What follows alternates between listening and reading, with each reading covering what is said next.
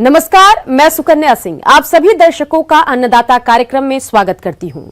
हमारे देश का किसान जन का पोषक है, वह श्रम का देवता है, अन्नदाता है। उसमें ही भारत की आत्मा निवास करती है। ऐसे ही किसानों की प्रगति के लिए हम खेती बाड़ी से जुड़ी हुई बहुत सी नई लाभकारी जानकारियां हर रोज सुबह लेकर आते हैं। तो चलिए कार्यक्रम शुरू करने से पहले देखते हैं क्या है आज के अन्नदाता में। सोयाबीन की फसल को नुकसान पहुंचाने वाले रोगों का नियंत्रण।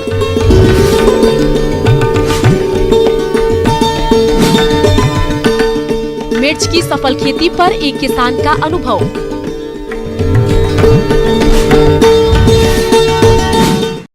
हमारे प्रदेश के जिन किसान भाइयों ने देरी से पकने वाली सोयाबीन की उन्नत किस्मों की बुआई की है, उनकी फसल में इस समय कुछ रोगों का प्रकोप दिखाई दे रहा है, जिससे सोयाबीन की फसल खराब हो रही है।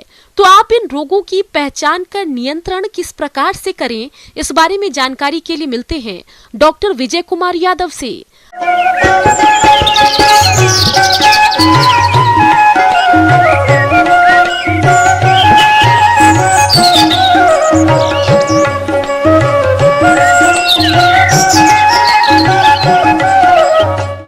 तो हम सभी जैसा कि जानते हैं कि मध्य प्रदेश में सोयाबीन जो है एक मुख्य फसल के रूप में उगाई जाती है। उगाने के दौरान इसमें बहुत सारी बीमारियां जो उसको नुकसान पहुंचाते हैं। तो चूंकि इस समय हम सभी जानते हैं कि खरीफ के सीज़न में बहुत अधिक वर्षा हुई है, जिसकी वजह से नमी की मात्रा जो है वातावरण में मौजूद है, जो कि बहुत ही अनुकूल है, जिसकी वजह से फसलों में रोग लगातार बढ़ते जा रहे हैं एवं फसलें गल रही हैं। किसान भाइयों, सोयाबीन की फसल को सबसे अधिक नुकसान पीला मोजिक रोग द्वारा पहुंचाया जाता है। तो आप इस रोग की पहचान कर नियंत्रण कैसे करें, आइए जानते हैं। इसमें मुख्य रूप से अगर आप देखते हैं तो सोयाबीन में अगर हम बात करते हैं तो येलो मोज़ेक बीमारी जो कि मुख्य रूप से बहुत बड़े क्षेत्र में फैलती है, और अगर हम इसके लक्षणों के बारे में चर्चा करते हैं तो हम सभी इसको आसानी से पहचान सकते हैं। मुख्य रूप से हम अगर इसको देखें तो ये रोग जो है प्रारंभिक अवस्था में जो पौधे की ऊपर की पत्तियां हैं उस पे शुरू होता है, और पीले कलर के इस पे जो धब्बे बनते हैं वो धीरे धीरे बढ़ते चले जाते हैं, और पूरी की पूरी फसल कई बार जो है पीली पड़ जाती है। इस फसल में अगर हम जाते हैं देखते हैं तो हमें दिखाई देता है कि फसल कई बार पूरी की पूरी पीली हो गई है। फूल के समय में अगर ये रोग लगता है तो कई बार आपको देखने को मिलेगा कि फलियां जो इसमें लगती हैं, फलियों में भी दाने कम बनते हैं। जैसे कि जानते हैं कि ये रोग जो है सफ़ेद मक्खी के द्वारा फैलता है। जब भी हम खेत में विचरण करने जाएं तो उस दौरान जो है हम पौधों को छूकर देख सकते हैं, उसमें से बहुत छोटे छोटे बारीक कीट जो है अगर हम सवेरे जाके देखते हैं तो अगर पौधों को छूने से बहुत बारीक सफ़ेद से कीड़े एक पौधे से दूसरे पौधे में उड़ते हुए दिखाई देते हैं, तो आप समझ जाएं कि आपके खेतों में सफ़ेद मक्खी का प्रकोप जो है हो चुका है। अगर इस तरह का रोग आपकी फसल में आता है तो सर्वप्रथम जो है आप रोगग्रस्त पौधों को निकाल के अलग कर दें। जब फसल बोते हैं तो हम ये ध्यान रखना है कि हमारा बीज का चुनाव कर रहे हैं तो उस समय से ही हमको इस रोग के प्रबंधन के लिए अपनी व्यवस्था बनानी है। तो उसके लिए आप किसान भाई प्रतिरोधी किस्मों का इस्तेमाल करके भी जो है रोग का प्रबंधन कर सकते हैं। और इसके पश्चात हमारे को ये ध्यान रखना है कि खड़ी फसल में हमको सिस्टमिक इंसेक्टिसाइड का इस्तेमाल करना है, जैसे कि आप इमिडाक्लोप्रिड है, इनका इस्तेमाल कर सकते हैं। 100 से 150 ml आप इमिडाक्लोप्रिड का भी छिड़काव के रूप में इस्तेमाल कर सकते हैं। किसान भाइयों, इसके अलावा सोयाबीन की फसल को शीर्ष झुलसा रोग भी काफी अधिक हानि पहुंचाता है, जिसके कारण फसल की उत्पादकता कम हो जाती है। तो कैसे करें इस रोग का नियंत्रण, आइए ये भी हम आपको जानकारी देते हैं। इसके अलावा भी एक दूसरी बीमारी है जो कि फफूंद के द्वारा आती है। ये फफूंद के द्वारा होने वाली बीमारी जो है आप सभी पहचान सकते हैं खेतों में इसके लक्षण। इसका नाम है एरियल ब्लाइट। एरियल ब्लाइट जो है आपकी खड़ी फसल में मुख्य रूप से अगर हम इसके रोगजनक के बारे में देखें तो यह बीमारी जो है मुख्य रूप से राइजेक्टोनिया सोलेनाई नामक कवक जो है उसके द्वारा होती है। यह कवक जो है मृदा जनित होता है, तो हमको ये ध्यान रखना है कि जब हम खेत में जाएं तो देखें कि जो पौधे हैं उसमें नीचे की पत्तियों पर आपको कुछ पनीले से धब्बे दिखाई देंगे, जो कि प्रारंभिक अवस्था में हल्के हरे भूरे कलर के दिखाई देते हैं, लेकिन धीरे धीरे ये धब्बे जो हैं बढ़ते बढ़ते लाल भूरे कलर के हो जाते हैं। लेकिन जैसे जैसे समय बढ़ता जाता है ये सफ़ेद संरचनाएं सफ़ेद रंग से बदल के गहरे भूरे रंग में परिवर्तित होती जाती हैं। अब हम इसके प्रबंधन की जहाँ तक बात करते हैं तो हमको सबसे पहले ये ध्यान रखना है, हमको गर्मियों में गहरी जुताई का इस्तेमाल करना है। गहरी जुताई करने का लाभ आपको ये मिलता है कि जो खेतों में स्क्लेरोशिया पड़े हुए हैं वो ऊपर आ जाते हैं और सूर्य के प्रकाश में बहुत सारे स्क्लेरोशिया जो हैं वो सूख जाएंगे और नष्ट हो जाते हैं। इसके अलावा हमको ये भी ध्यान रखना है कि जब भी हम बीज को बोते हैं हमको अपने बीज को उपचारित करके ही बोना है। उपचार के लिए हमको ये ध्यान रखना है थायरम और कार्बेंडाजिम दोनों दवाइयों को मिला के हम अपने बीज को उपचारित कर सकते हैं। और इसके बाद हम जब देखते हैं कि हमारी खड़ी अवस्था में फसल के उपचार के लिए हमको कार्बेंडाजिम नामक जो फफूंदनाशक आता है आप उसका भी इस्तेमाल कर सकते हैं और उसका 1.5 ग्राम प्रति लीटर पानी की दर से आप जो है खड़ी फसल में भी छिड़काव करेंगे तो उससे भी आपका जो रोगजनक है उसके ग्रोथ को और रिप्रोडक्शन को यानी उसकी वृद्धि और विकास को रोकने में मदद करेगा और इससे आपको लाभ। ब्रेक के बाद आप सभी दर्शकों का अन्नदाता में स्वागत है। चलिए अब रुख करते हैं अगली कड़ी की ओर। आज के समय में खेती लाभ का सौदा है, इसे साबित कर दिखाया है जिला जयपुर गांव इटावा भोपजी के सफल किसान राजूलाल यादव ने, जो पानी की गंभीर समस्या और विपरीत परिस्थितियों के बावजूद भी ड्रिप मल्च लगाकर मिर्च की खेती करके लाख रुपए का शुद्ध मुनाफा कमा रहे हैं। तो आइए मिलते हैं उन्हीं से और जानते हैं उनकी सफलता का राज।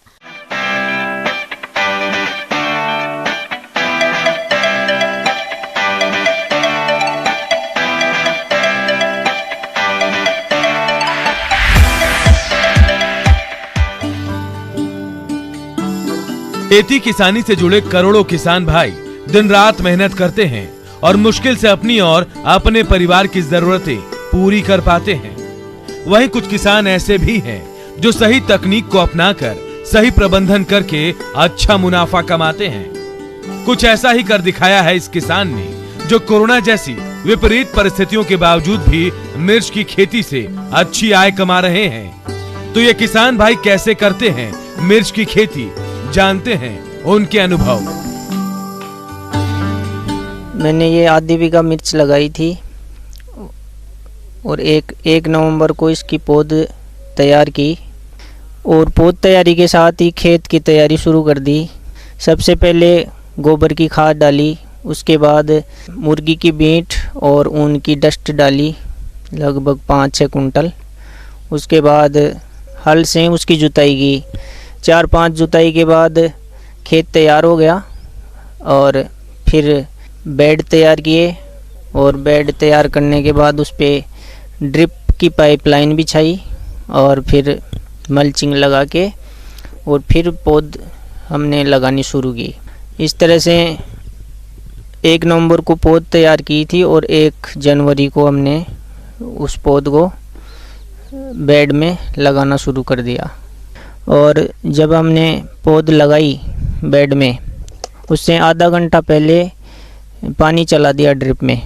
इसके बाद हमने उसकी रुपाई की पौध की और फिर आधा घंटा और लगभग बाद में पानी चलाया। इसके बाद दूसरे दिन हमने गुड़ का गोल बना के ड्रेंचिंग की ऊपर से। उस ड्रेंचिंग का फ़ायदा ये है कि पौधे को शुरुआत में अच्छा पोषण मिल जाता है। इसके बाद 5 और ड्रेंचिंग की हमने, वो अलग अलग दवाइयों की। और फिर लगभग 10-15 दिन के बाद में ड्रिप से पानी नियमित रूप से चालू किया। मिर्च की फसल से अधिक पैदावार लेने के लिए ये किसान भाई फसल में कौन कौन से खाद उर्वरकों और दवाओं सहित कौन कौन से प्रबंधनों को करते हैं, जिससे इन्हें अच्छी गुणवत्ता की भरपूर पैदावार मिलती है। चलिए ये भी जान लेते हैं। मिर्च की खेत में सिंचाई का बड़ा महत्व होता है।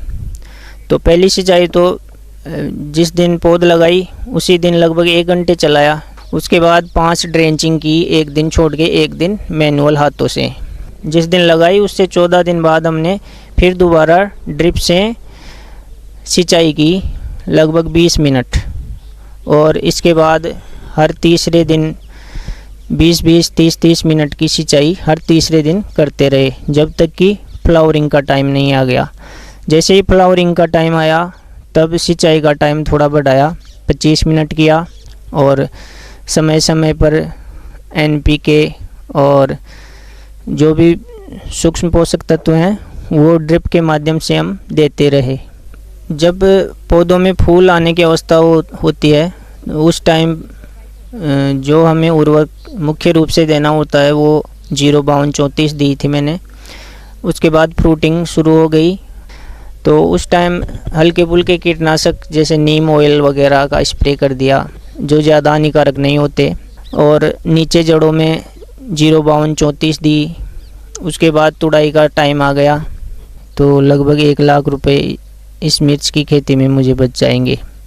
इस साल अगर मिर्च की खेती को देखा जाए तो दूसरे हमारे जो कृषि के सहायक कार्य हैं जैसे दूध उत्पादन, पशुपालन, उनको देखते हुए मिर्च ने हमें। हमारे प्रदेश के अनेक किसान भाई दुधारू पशुओं का पालन करते हैं, लेकिन कभी कभी इन पशुओं को चोट लगने से घाव हो जाता है और पशुपालक इन पर खास ध्यान नहीं देते, जिसकी वजह से घाव में कीड़े पड़ जाते हैं। इसलिए आप पशुओं को चोट लगने से कैसे बचाएं और घाव का उपचार कैसे करें, इसकी जानकारी के लिए देखिए कार्यक्रम का ये अंश।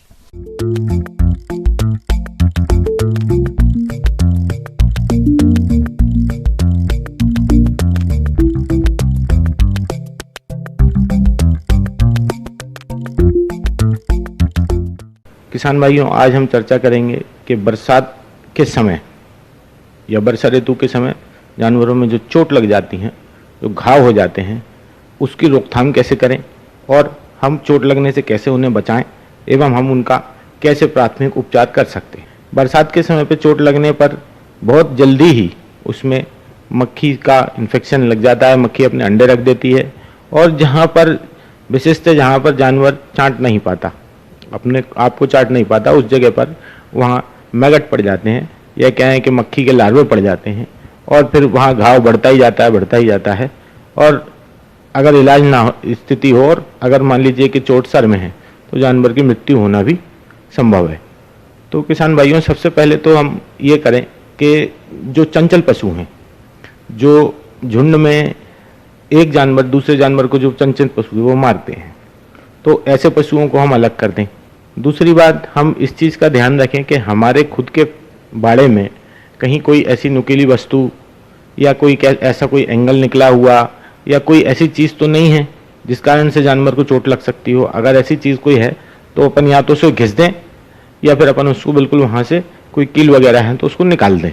इसके अलावा किसान भाइयों, जो आपका जो फर्श है, फर्श में भी आप देखें कि फर्श इतना चिकना भी ना हो कि जानवर फिसल जाए और इतना उसमें खुरदुरापन हो कि जानवर आराम से उस पर चल सके।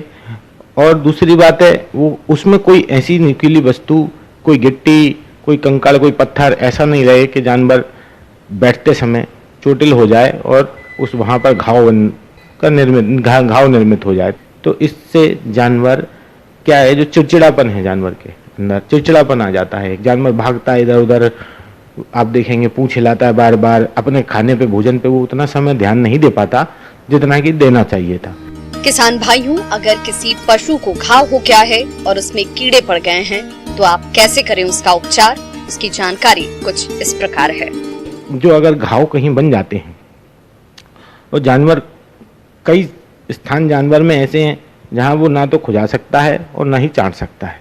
जैसे मान लीजिए सींग की गहराइयों में कहीं कोई सींग मुड़ा हुआ है और मुड़ने के कारण वहीं लग के उसको वहीं कहीं छोटा सा घाव हो गया है जहाँ पे मैगट पड़ रहे हैं, तो वो निरंतर होता रहेगा अगर आप उसके कारण को दूर नहीं कर देंगे।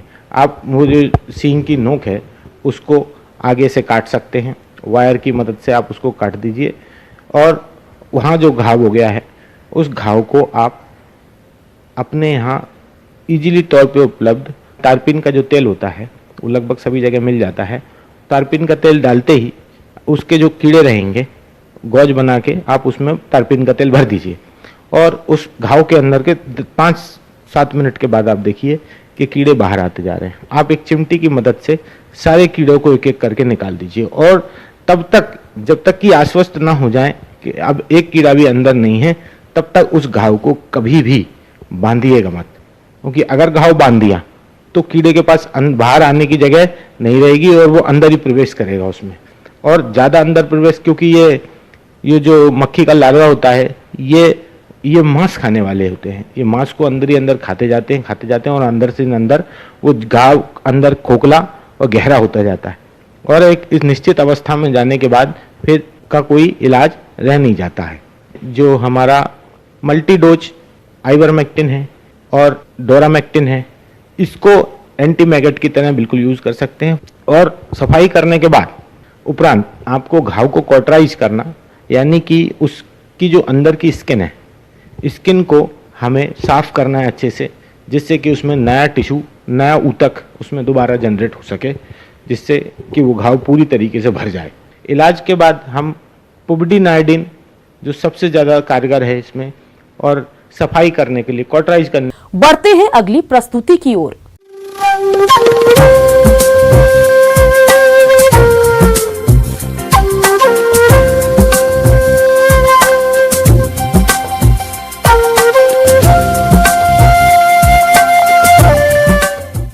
मौसम के अनुसार प्रबंधनों पर ही टिकी है आपकी खेतीबाड़ी, इसलिए मौसम पूर्वानुमान और उस पर आधारित साप्ताहिक कृषि सलाह इस प्रकार है।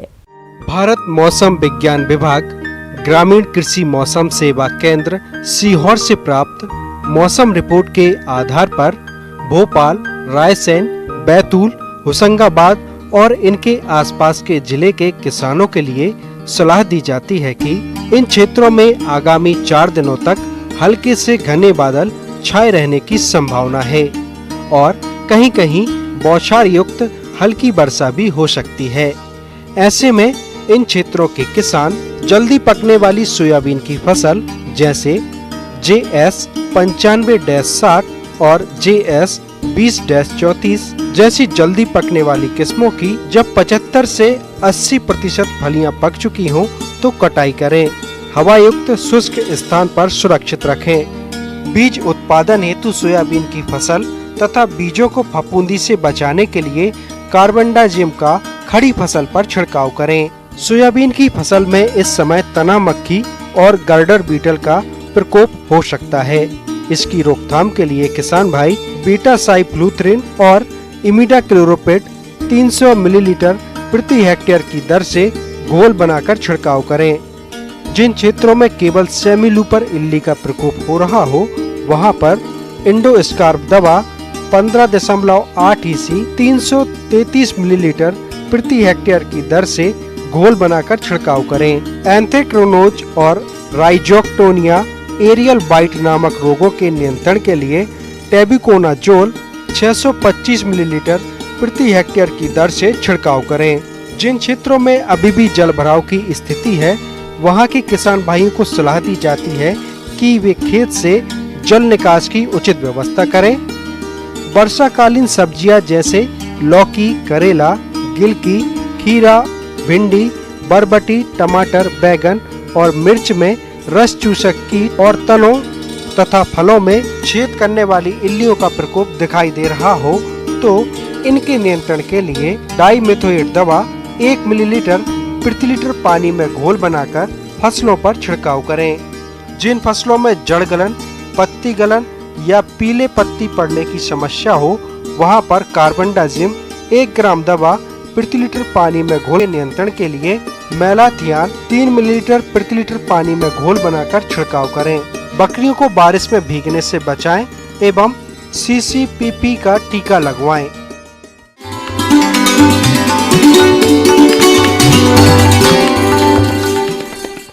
अन्नदाता हेल्पलाइन निशुल्क फोन संपर्क सेवा के माध्यम से आपके द्वारा पूछे गए प्रश्नों में से 1 या 2 महत्वपूर्ण प्रश्न को हम अपने कार्यक्रम में शामिल करते हैं। इसी के तहत आज का चयनित प्रश्न और उसका जवाब इस प्रकार है।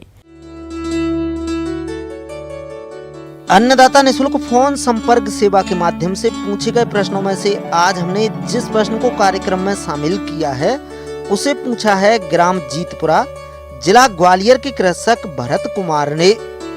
यह टमाटर की फसल को नुकसान पहुंचाने वाले फल सड़न रोग के नियंत्रण के बारे में जानकारी चाहते हैं।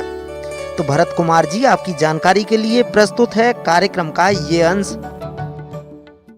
किसान भाइयों, टमाटर का इस्तेमाल सब्जी, सलाद, अचार और अन्य कई व्यंजन बनाने में किया जाता है, जिस वजह से टमाटर की मांग साल भर बाजार में बनी रहती है और हमारे अनेक किसान भाई टमाटर की खेती कर अच्छा लाभ कमाते हैं। लेकिन कभी कभी टमाटर की फसलों में रोगों के प्रकोप से भारी नुकसान होता है, इसीलिए रोगों से फसल को बचाने के लिए उनकी रोकथाम के बारे में जानकारी होना बेहद जरूरी है।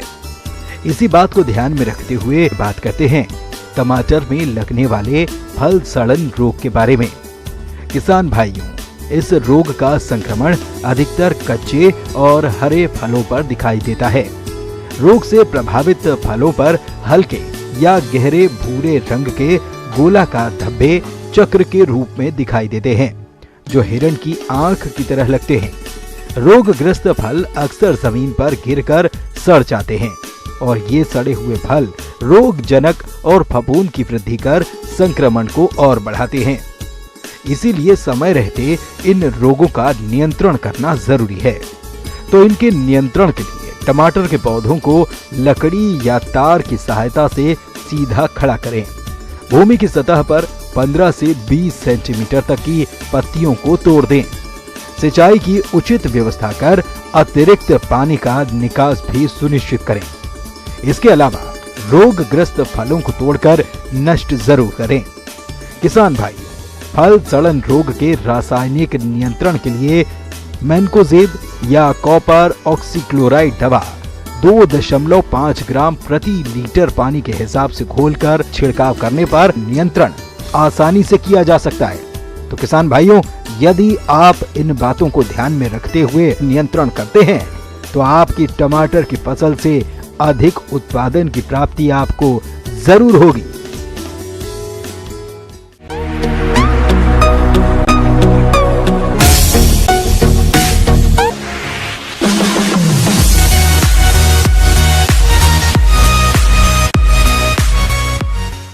आइए अब एक नजर डालते हैं राज्य के कुछ चुनी हुई मंडियों के प्रमुख फसलों के बाजार भाव पर।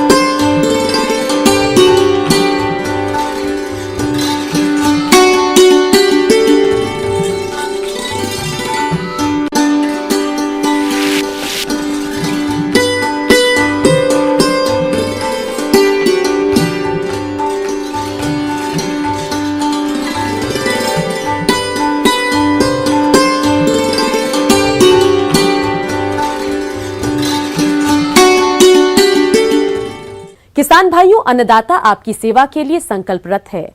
कृषि संबंधित समस्या और सुझावों के लिए आप हमें इस पते पर संपर्क कर सकते हैं। प्रोड्यूसर अन्नदाता, news 18 Madhya Pradesh, Chhattisgarh, Ramoji film city, Hyderabad 501512। साथ ही आप हमें ईमेल भी कर सकते हैं। हमारा ईमेल है p18annadatamp@nw18.com।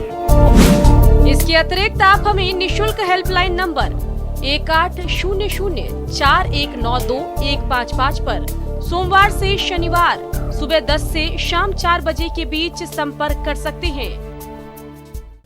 किसान भाइयों, अब समय हो रहा है आपसे विदा लेने का। तो हमारी अन्नदाता